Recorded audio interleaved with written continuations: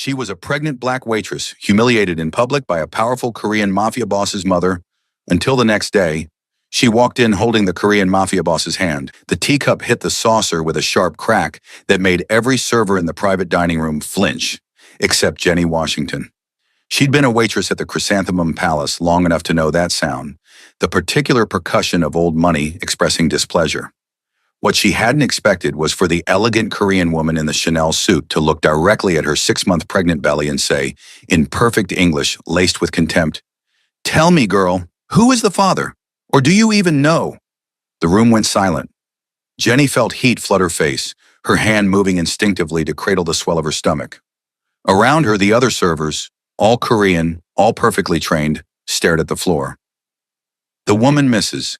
Jung Ae-cha, matriarch of the Jung family and one of the restaurant's most important regular customers, smiled with all the warmth of a blade. "No answer? How typical. Girls like you trap men with pregnancies, then act shocked when no one wants to claim the bastard." Jenny's throat closed.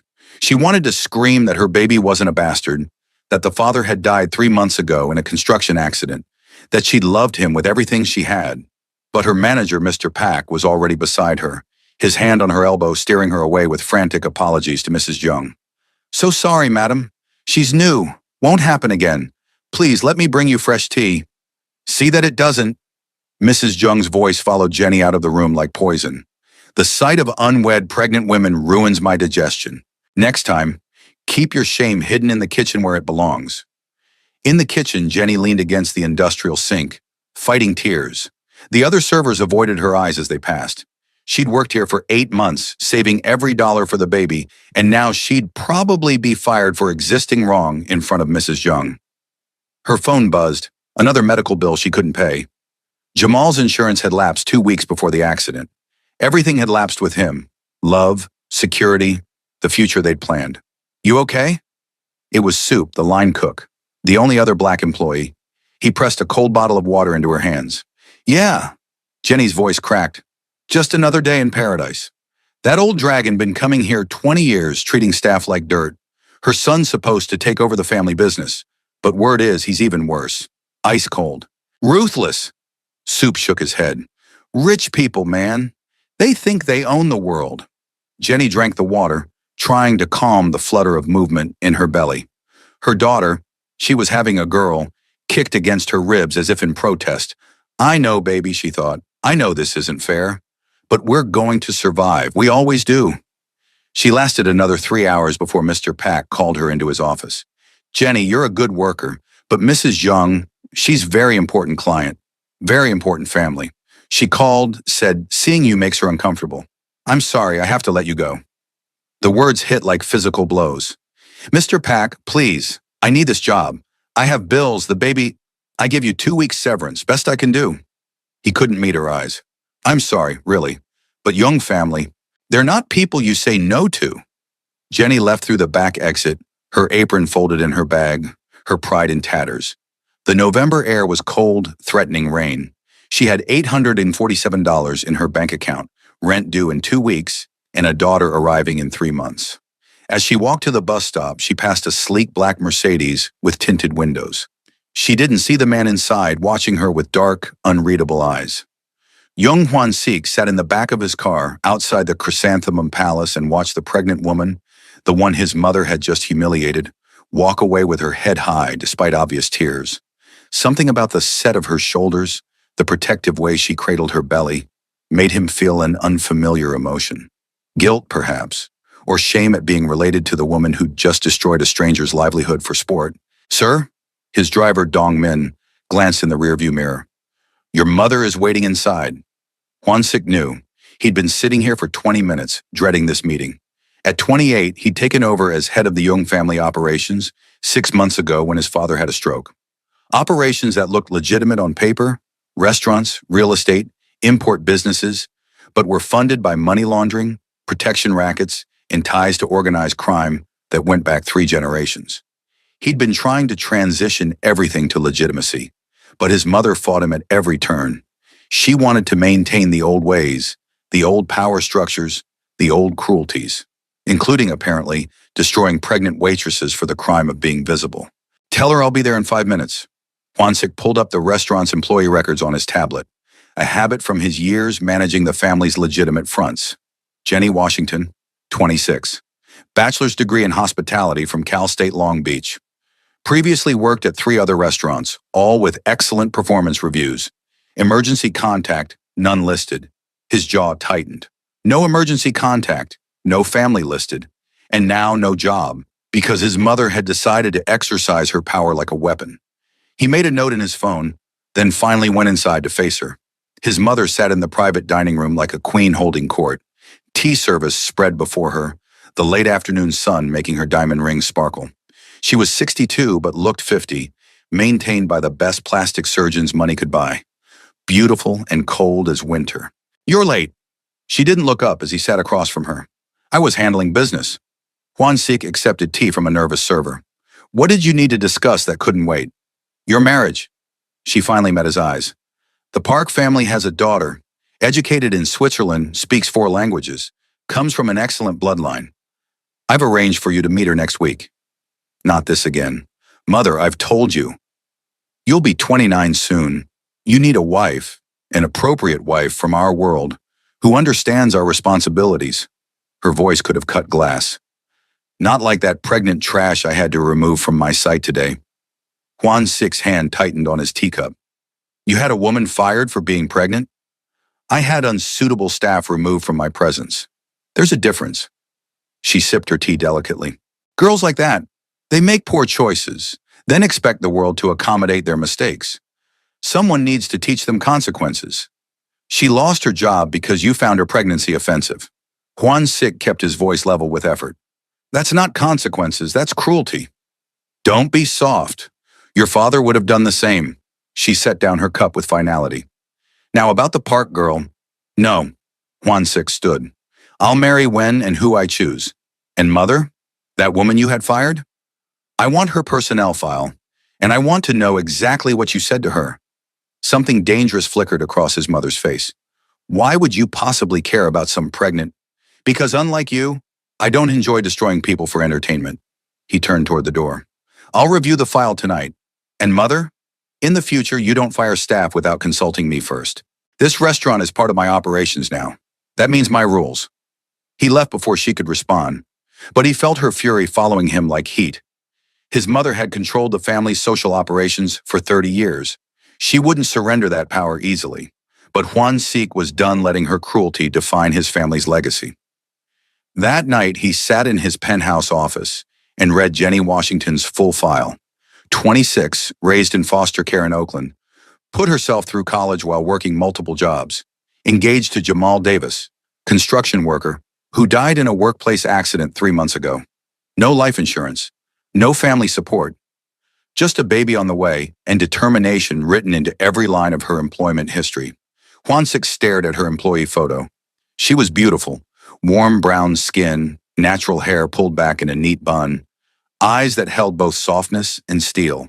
In the photo, she was smiling, but he remembered the way she'd looked leaving the restaurant earlier. Broken, defeated, because his mother had decided her existence was offensive. He made a decision that would have shocked his mother. Then he picked up his phone and called his secretary. "Yoonji, I need you to locate someone. Jenny Washington, last known address from the Chrysanthemum Palace employee records, and set up a meeting. Tomorrow morning. Private." "Sir, may I ask—" "No, just find her." Jenny woke to pounding on her apartment door. She rolled out of bed, 6 months of pregnancy making the movement graceless, and checked her phone. 7:30 a.m. Who the hell?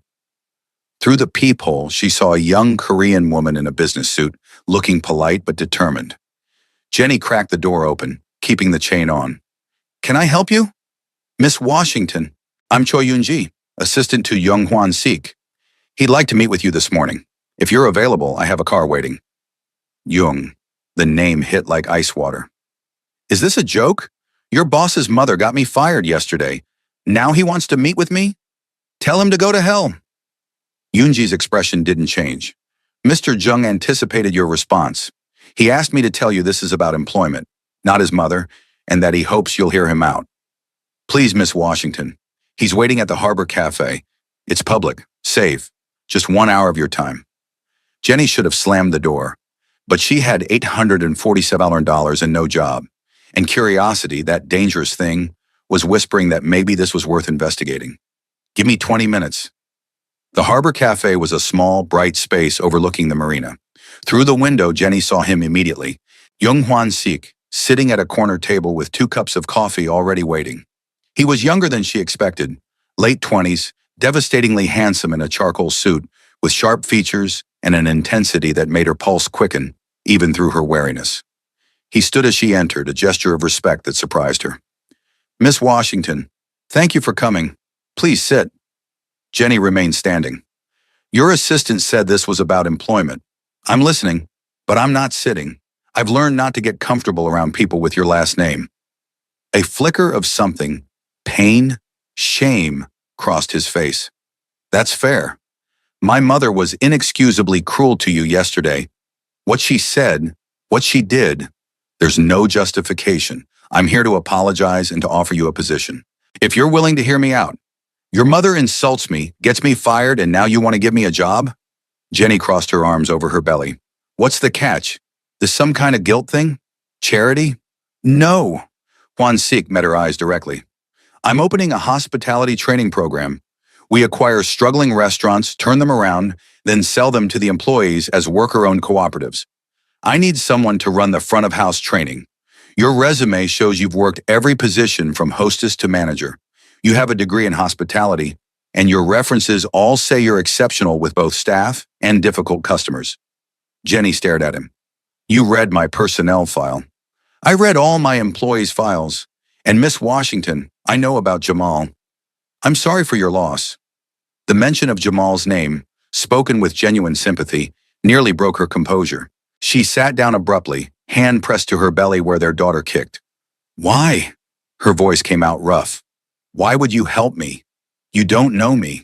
Because my mother was wrong. Because you lost your job unfairly. And because, he paused, choosing words carefully, because I'm trying to build something different than what my family has been. Something that helps people instead of destroying them. This program is part of that. I think you'd be perfect for it. What's the salary? $75,000 to start. Full benefits, including health insurance and maternity leave. You'd be developing curriculum, training managers, overseeing quality standards across multiple locations. He slid a folder across the table. Full job description and contract. Take it home, review it, have a lawyer look at it if you want. No pressure. Jenny opened the folder with shaking hands. The salary alone would change her life. Pay off Jamal's medical bills. Set up a nursery. Give her daughter everything she'd never had growing up in foster care. This is real, not some elaborate prank? It's real, but Miss Washington, Jenny, if I may, I need you to understand something. Hwan Sik leaned forward slightly. My mother will hate this. She'll see it as a direct insult. She has significant influence in the Korean community, and she won't hesitate to make things difficult for you. This job comes with complications beyond the work itself. Why would she care what job I take? Because I'm offering it to you specifically because of what she did. Because it's me saying her cruelty doesn't get the final word. His eyes held hers. I won't lie to you. Taking this position means putting yourself in the middle of a family conflict. If that's not something you're willing to deal with, I understand. But the offer is genuine, and I promise you'll be protected. Jenny looked at the contract, then at this man who'd somehow found her, apologized for something he didn't do, and offered her a lifeline when she was drowning. It should have felt suspicious. Instead, it felt like the first piece of good luck she'd had in months. I need to think about it. 24 hours. Of course. Hwan Sik stood as she did. My card is in the folder.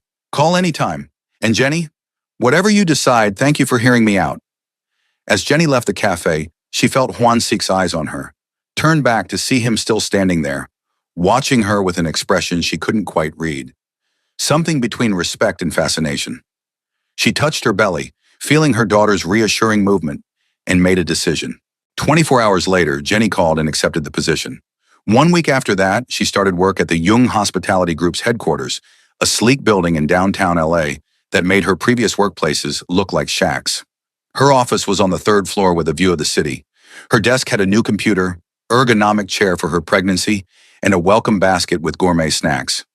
Holy shit, her friend Keiko whispered during the office tour.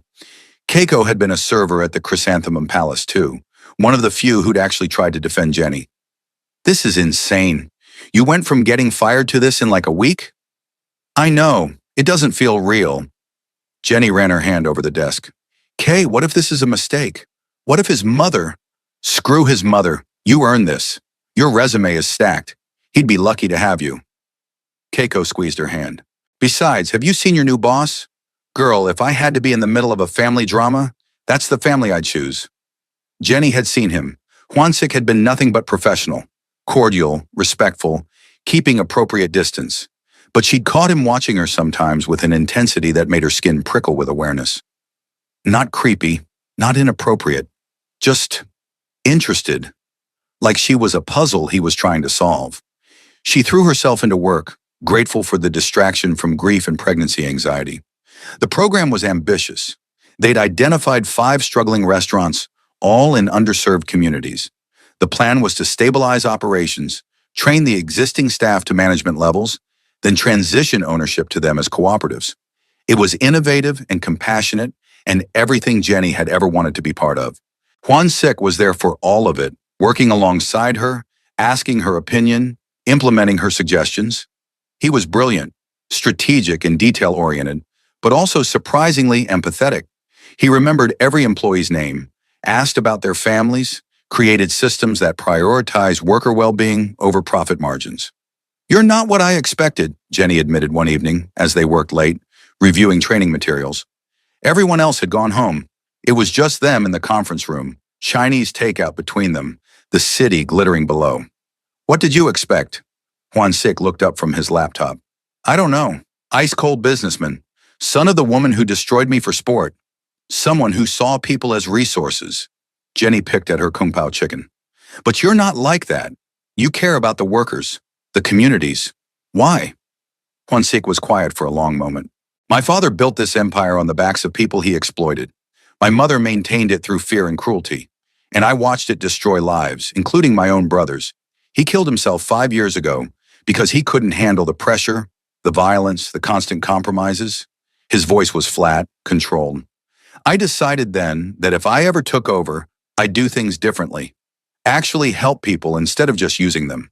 I'm sorry about your brother. Thank you. He met her eyes. And Jenny, you should know. My mother's been asking questions about you, about why I hired you. She's not happy. Should I be worried? No, I won't let her touch you. The certainty in his voice sent shivers down Jenny's spine. You're under my protection now. That means something in my world. Your world? Jenny put down her chopsticks. Your assistant mentioned something about the Jung family operations. The way she said it, Hwansik, what exactly is your family business? He could have lied, should have maintained the fiction.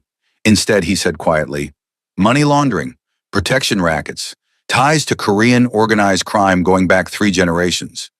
On paper, we're legitimate. Underneath, he gestured vaguely, we're exactly what you're imagining. Jenny should have been terrified. Instead, she found herself asking, and you? Are you exactly what I'm imagining? I'm trying not to be, but I'm still my father's son. Still make decisions that keep the peace, protect the family, maintain the power structure. I'm transitioning us toward legitimacy, but it's slow, dangerous. There are people, including my mother, who don't want change. Why are you telling me this? Because you deserve the truth about who you're working for. And because, he stopped, jaw tightening. Because I like you, Jenny, more than I should, more than is appropriate. And I need you to know what that means before this goes any further. The air between them suddenly felt charged. Jenny's heart pounded against her ribs. This? There's no this. You're my boss. I'm pregnant with another man's baby. There can't be a this. I know. Hwansik stood abruptly, pacing to the window. I know all of that.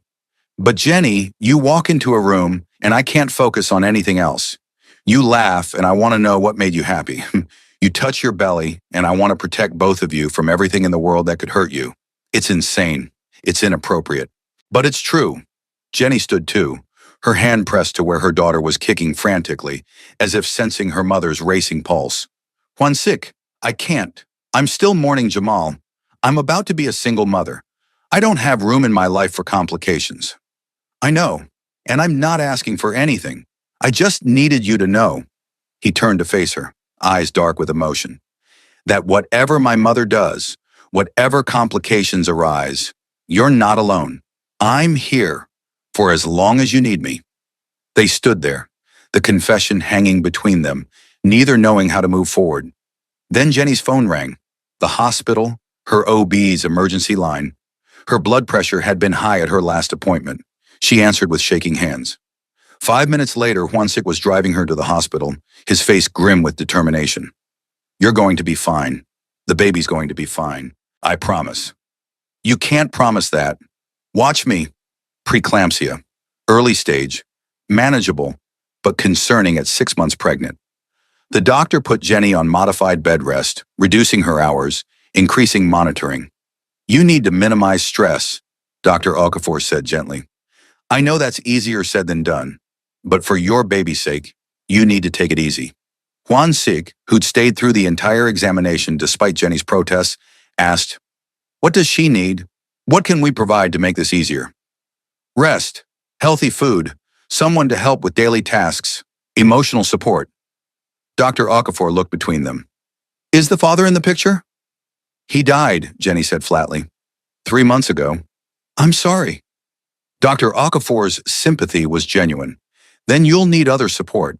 Family, friends, someone who can check on you, help with appointments. I'll take care of it, Juansik said before Jenny could speak. Juansik, you don't have to. I know I don't have to. I want to.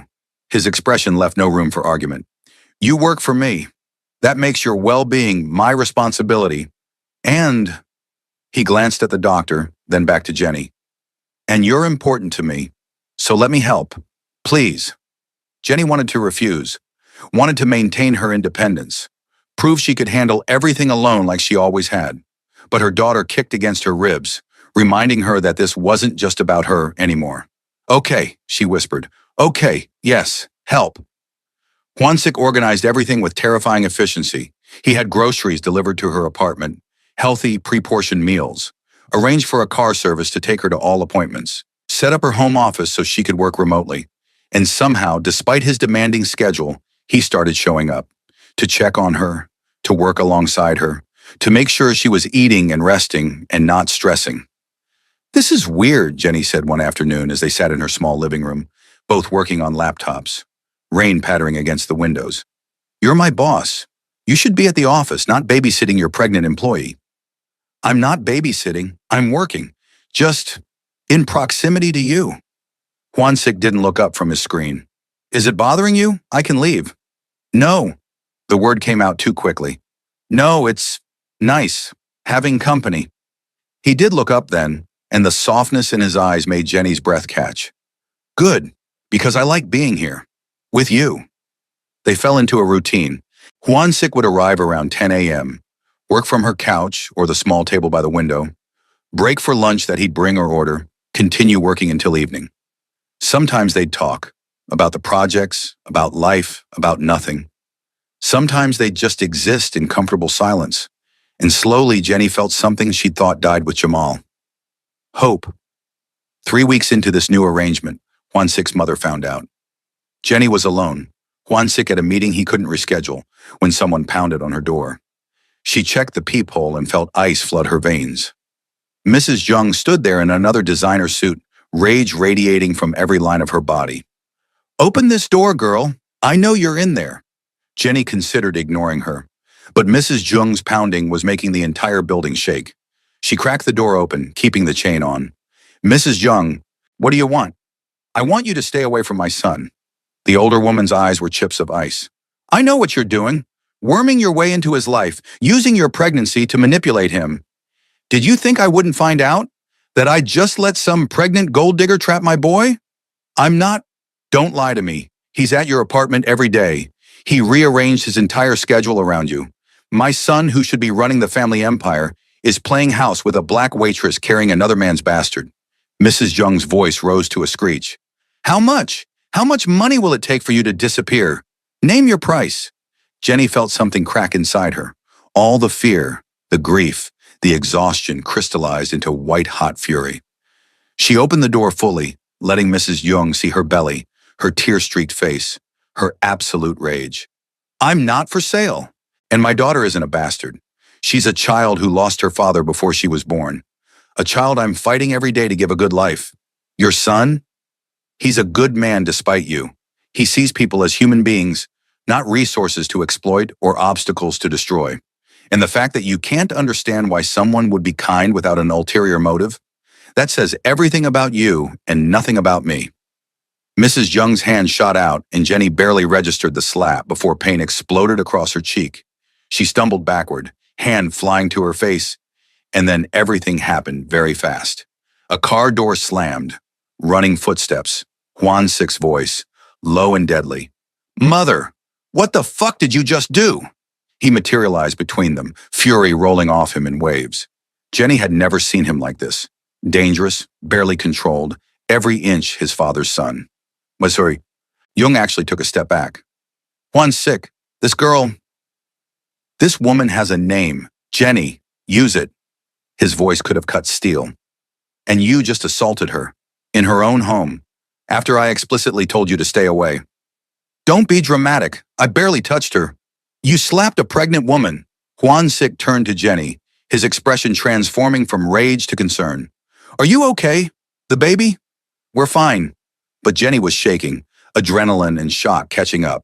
I'm fine. You're not fine. Juan Sic pulled out his phone. I'm calling your doctor and the police. No, Jenny grabbed his arm. No police, please. It'll just make this worse.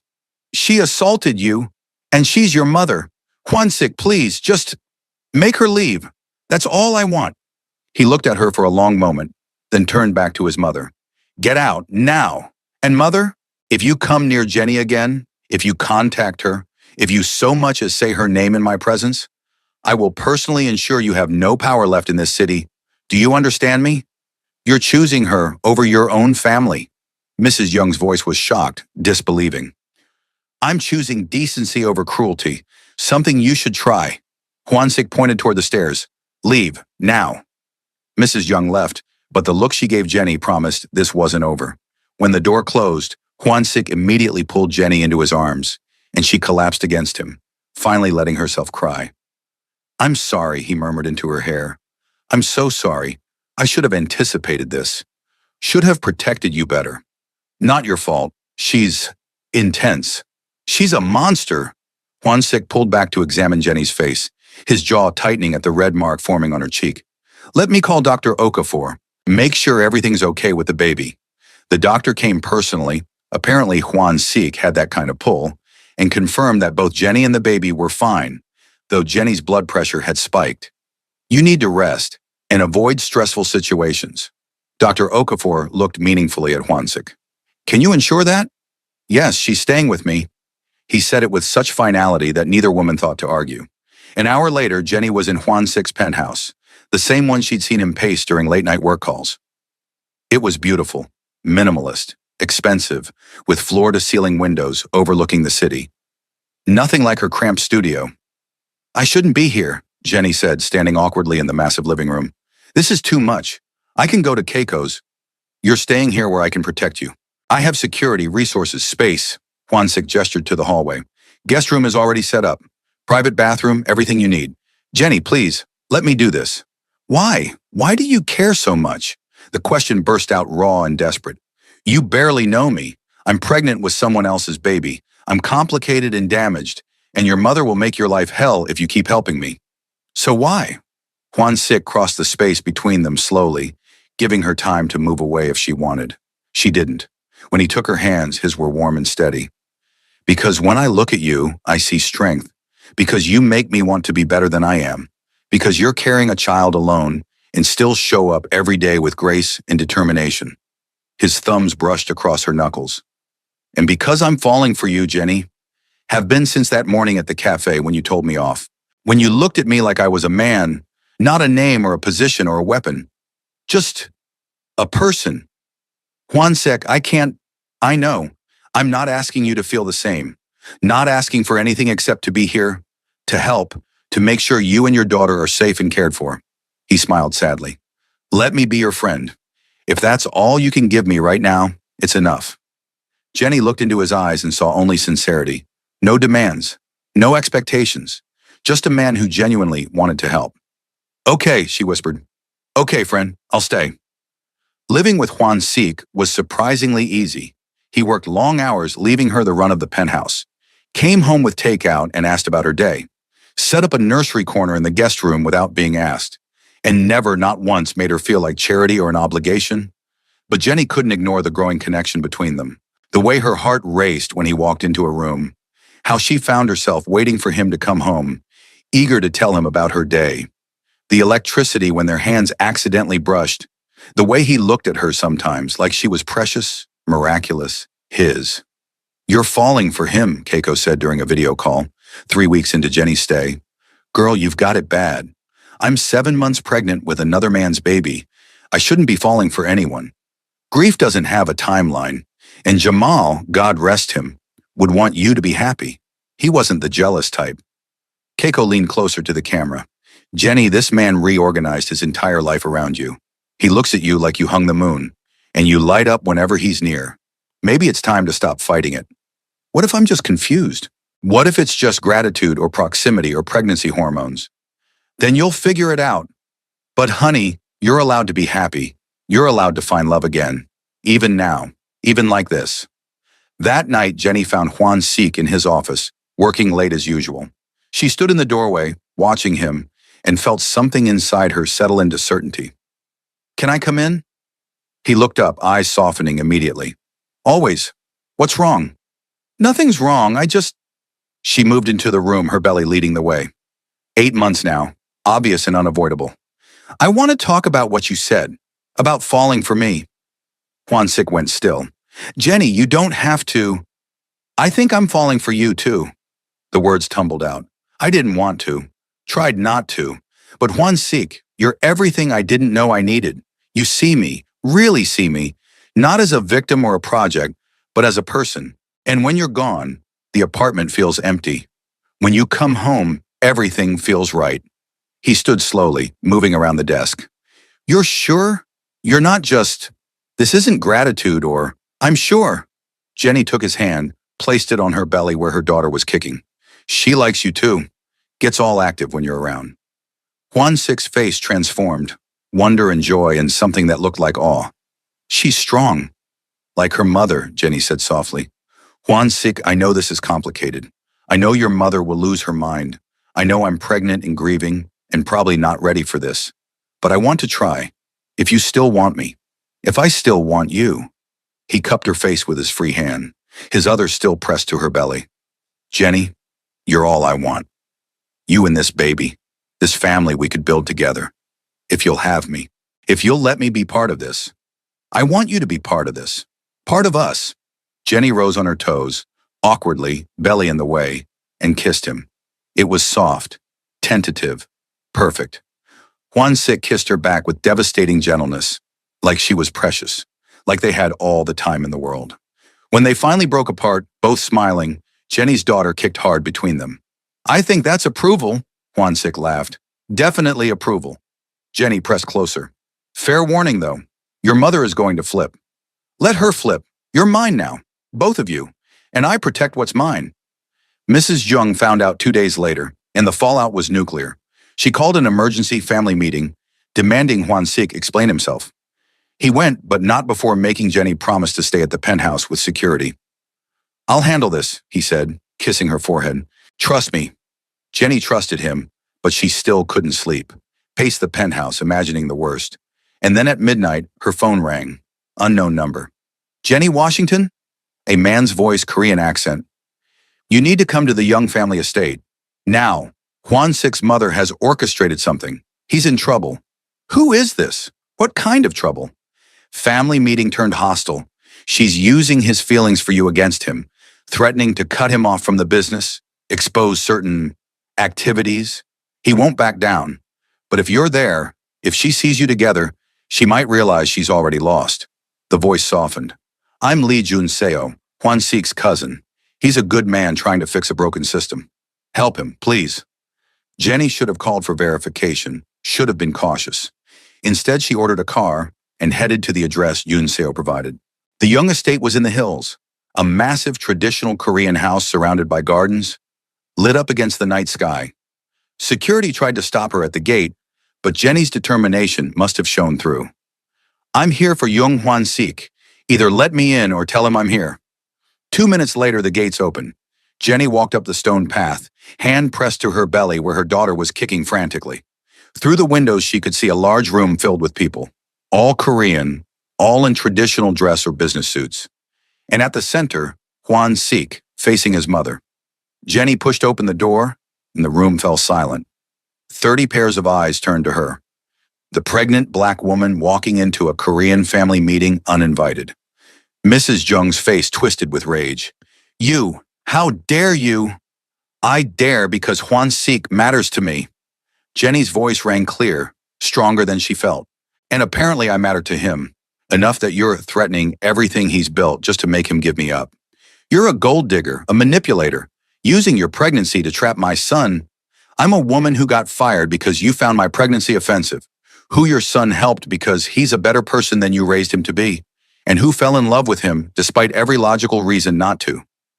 Jenny moved into the room toward where Hwan Sik stood frozen, staring at her like she'd materialized from his dreams. "You think I'm manipulating him? Lady, I tried to stay away, tried to keep things professional, but he's persistent and kind, and everything I never knew I needed." Mrs. Young stood abruptly. "This is a family meeting. You have no right." "She has every right." Hwan Sik finally moved, crossing to Jenny's side. "Because she's going to be family. Jenny, you shouldn't have come. It's not safe." "I'm safe because I'm with you." Jenny took his hand. "Your cousin called, said you needed backup, so here I am." "Junseo?" Hwan Sik looked around the room, found his cousin near the back, who nodded slightly. "Thank you." Mrs. Jung's laugh was bitter. "This is pathetic. My son, head of the Young Empire, reduced to this, holding hands with a pregnant waitress while the family watches. Your father would be ashamed." "My father would understand." Hwan Sik's voice was steel. "He married you despite his family's objections, fought for the woman he loved. Or did you forget that part of your history?" Something flickered across Mrs. Jung's face. Pain, maybe, or memory. Hwan Sik pressed on. "You've spent decades maintaining power through fear, but it's made you cold, made you forget what matters. I won't make that mistake. I choose Jenny. I choose love. And if that means walking away from the family business, then I walk away." The room erupted, family members shouting in Korean, some supporting, some condemning. Jenny pressed closer to Hwan Sik, overwhelmed by the chaos. Then an elderly man, Hwan Sik's grandfather, stood. The room immediately quieted. He walked slowly toward them, ancient eyes assessing Jenny with sharp intelligence. "You love my grandson?" he asked in heavily accented English. "Yes, sir, I do." "And the baby? My grandson will raise another man's child?" "She's my daughter," Hwan Sik said firmly. "Biology doesn't matter. I'll love her as my own." The grandfather studied them both for a long moment.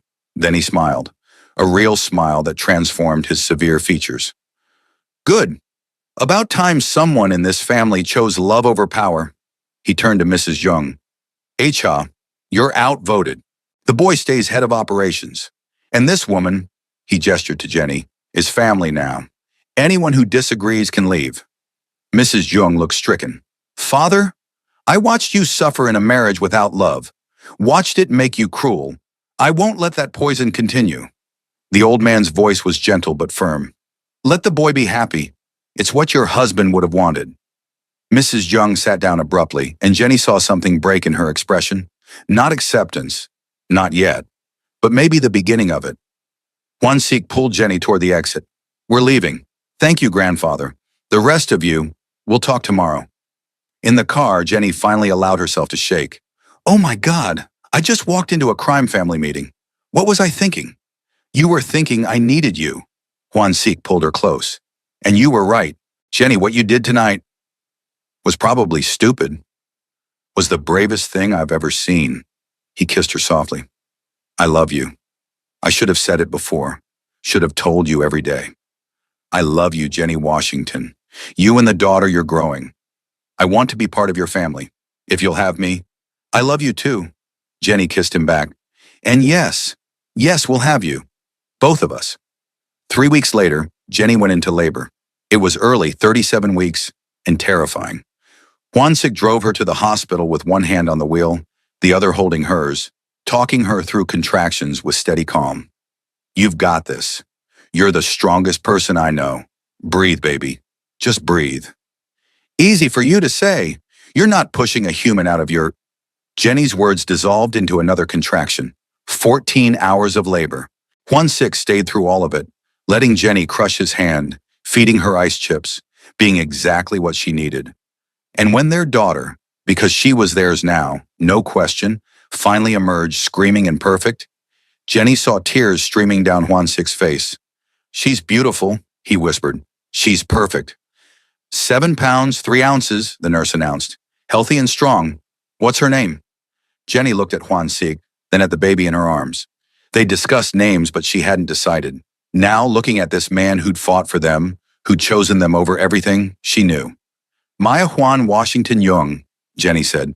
Maya means water for new beginnings. Juan for her father, because biology doesn't determine family. Love does. Juansik's expression crumbled. He bent to kiss Jenny's forehead, then Maya's. Thank you. For her.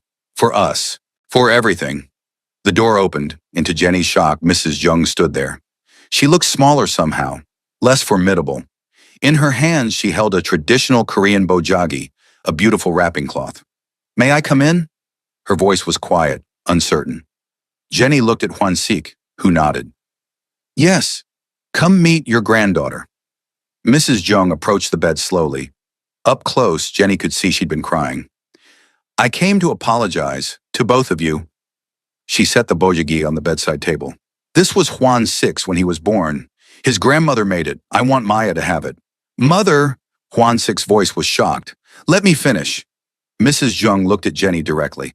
I was wrong. About you. About this. About everything. I spent so long protecting my power that I forgot what matters. My husband died because of the stress of our world. My oldest son killed himself because I pushed too hard. And I almost drove my youngest away because I refused to see what was right in front of me. She reached out hesitantly, and Jenny shifted Maya so Mrs. Jung could see her better. She's beautiful, perfect. And if Juansik loves you, if he's willing to build a family with you, then I need to accept that. To welcome you, both of you. It won't be easy, Jenny said honestly. There's a lot of hurt between us. I know, but I'm willing to try, if you'll let me. Mrs. Jung met Jenny's eyes. I'm asking for a chance. To be a grandmother. To be better than I've been. Jenny looked at her daughter, at Juansik, at this woman who'd caused so much pain, but was now asking for redemption. She thought about Maya growing up, about the family she deserved, about how love required risk, required forgiveness, required believing people could change. Okay, Jenny said softly. One chance. But Mrs. Jung, if you ever speak to me or my daughter the way you did that day at the restaurant, you'll never have to see me again. Mrs. Jung's voice was firm. I promise. And please, call me Acha. We're family now. 6 months later, Jenny stood in the newly opened flagship restaurant of their cooperative program. Around her, the space buzzed with energy. Former line cooks now managing their own kitchen, servers who'd never had opportunities suddenly running front of house, immigrant families finding stable employment and community. Mama! Maya's babbling drew her attention. She was in Juansik's arms, tiny hands patting his face with delight. He made exaggerated faces that made her giggle, completely oblivious to the fact that he was supposed to be giving a speech in 10 minutes. You're going to spoil her, Jenny said, approaching them. That's my job. Juansik kissed Maya's cheek, then Jenny's. Besides, she's perfect. How can I not spoil perfection? Across the room, Acha was chatting with staff, asking questions, actually listening to their answers. She'd been true to her word, showing up, trying, slowly building relationships instead of commanding them. It wasn't perfect. There were still tensions, moments where her old attitude surfaced, but she was trying, and that meant everything. Speech time, Yunja called out. Boss, you're up.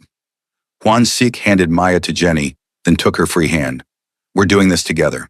They stood before the assembled crowd, staff, investors, community members, family.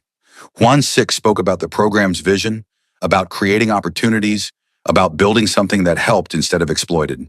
But midway through, he paused. When I took over my family's business, I wanted to change our legacy, Move from taking to giving, from destruction to creation.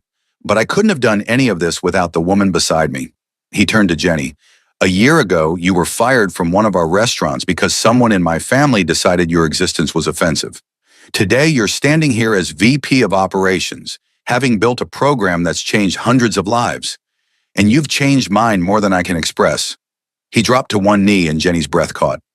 She hadn't expected this. Not here, not now. But Juan Sick was pulling out a ring. Simple, elegant, perfect. Jenny Washington, you've given me everything. A family, a purpose, a reason to be better than I was. Will you marry me? Will you make this official? Let me be Maya's father and your husband for the rest of our lives? Maya chose that moment to reach for the ring, babbling, "Da-da!" And the room erupted in laughter and awes. Jenny looked at this man who'd fought for her, who'd chosen her when it cost him everything, who loved her daughter like his own. "Yes," she said through tears. "Yes, you ridiculous, wonderful man. Yes." He slipped the ring on her finger, then stood and kissed her, while their daughter giggled between them and the crowd cheered.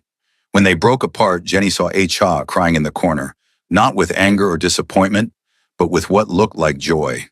Later, as the party continued around them, Jenny and Juan Sik slipped outside to the restaurant's patio. The city stretched below them, lights twinkling like earthbound stars. "You know what's funny?" Jenny said, Maya asleep in her arms. "A year ago, I thought my life was over.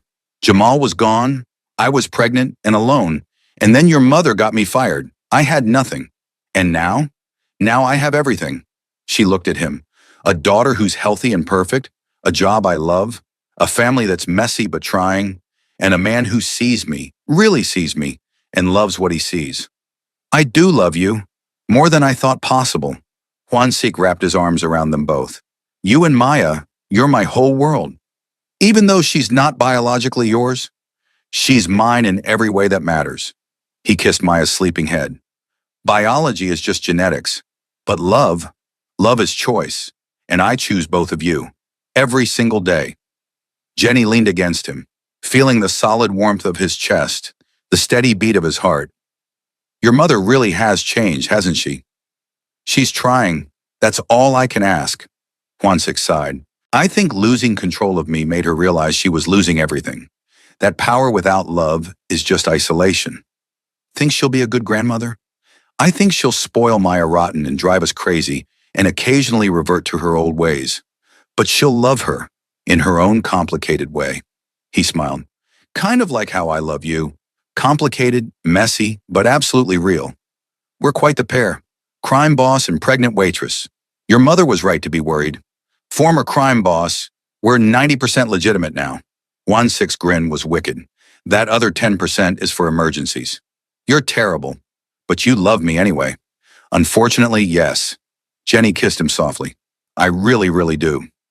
2 years later, Jenny stood in the same restaurant for Maya's second birthday party. The space was decorated with balloons and streamers, filled with the extended young family, the restaurant staff, friends from both their worlds. Maya toddled around in a hanbok that Cha had commissioned, giggling as various relatives tried to catch her for photos. "She's fast," Keiko laughed, watching Maya evade another aunt. "That kid is going to be trouble." "She already is." Jenny rubbed her belly, 6 months pregnant with their second child, a boy this time, who would have Juan Sik's blood and both their names. "This one better be calmer. With you two as parents, not a chance." Keiko hugged her. "I'm so happy for you, Jen. You deserve all of this. I keep waiting for the other shoe to drop, for something to go wrong. Nothing's going to go wrong. You've got Juan Sik, you've got family, you've built something real here." Keiko gestured around the restaurant. "This is your happily ever after, babe. Accept it." Maybe it was. Jenny watched Juan Sik playing with Maya, both of them laughing, and felt something settle in her chest. Peace, happiness, the certainty that they'd built something that would last. Cha approached with a wrapped gift. "For Maya, and for you, Jenny, as an apology. Still, Cha, you don't have to keep apologizing." "I do, until you truly believe I've changed." The older woman's smile was sad. "I said terrible things, did terrible things. The fact that you've forgiven me, let me into Maya's life. I don't take that for granted. You've earned it. You show up. You tree. That's all anyone can do. Jenny touched Acha's arm. We're good, really. Acha's eyes filled with tears. Thank you for giving an old woman another chance, for loving my son enough to see past his family's darkness. He makes it easy. Jenny watched Juan Sik lift Maya onto his shoulders, spinning her until she shrieked with joy. He's everything I didn't know I needed, everything I didn't think I deserved after losing Jamal. Jamal would approve, I think, of Juan Sik, of this life you've built. I hope so. Jenny smiled through sudden tears. I hope he sees Maya, sees how happy we are, and knows his daughter is loved. So loved. Juan Sik appeared then, Maya on his shoulders, reaching for Jenny. Mammal Mama up. I can't, baby girl. Your brother is taking up all the space. Jenny patted her belly. But how about cake instead? As they gathered for cake, the whole chaotic family singing off-key, Jenny caught Juan Sik's eye across the table. He mouthed, I love you, and she mouthed it back. Around them, their chosen family celebrated. Korean and black, legitimate and reformed criminal, biological and chosen. And Jenny thought about that Christmas Eve when Devin had left her alone in a restaurant, about the humiliation and heartbreak that had felt like the end of her world. She'd been wrong. It hadn't been an ending at all. Just the painful beginning of something infinitely better. Make a wish, baby, Juan Sik said to Maya as they lit her candles. But Jenny had already wished. For more days like this, more love like this, more proof that sometimes the worst moments in your life are just clearing space for the best ones. She'd been rejected, mocked, humiliated, and in the end, she'd found everything. Maya blew out her candles with enthusiastic, spit-filled vigor, and the room erupted in applause. Juan Sik pulled Jenny close, his hand on her belly where their son kicked, and whispered in her ear, Happy birthday to our daughter, and happy beginning to us. Happy beginning, Jenny echoed, to all of us.